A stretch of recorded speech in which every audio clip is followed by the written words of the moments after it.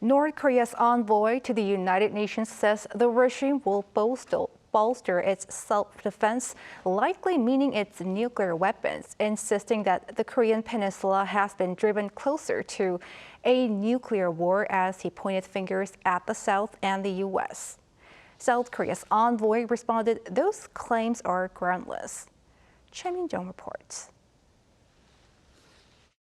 North Korea's United Nations envoy has warned that the Korean Peninsula is on the brink of a nuclear war, blaming both South Korea and the U.S. for attributing to what it is calling the current dangerous situation.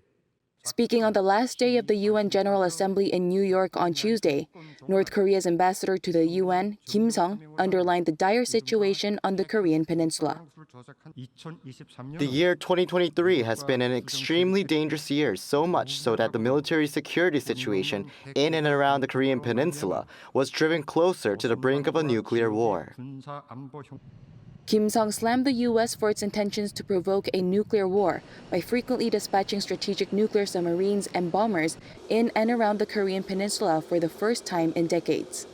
He also touched upon the trilateral military cooperation between Seoul, Washington, and Tokyo, claiming the alliance introduces a new Cold War structure to Northeast Asia. During the speech, it was also implied that the regime would not give up its development of nuclear weapons.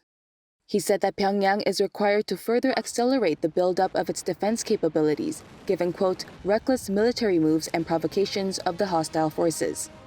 In response, South Korea's deputy permanent representative to the UN, Kim Sang-jin, slammed the North's ambassador for making groundless, illogical, and absurd allegations.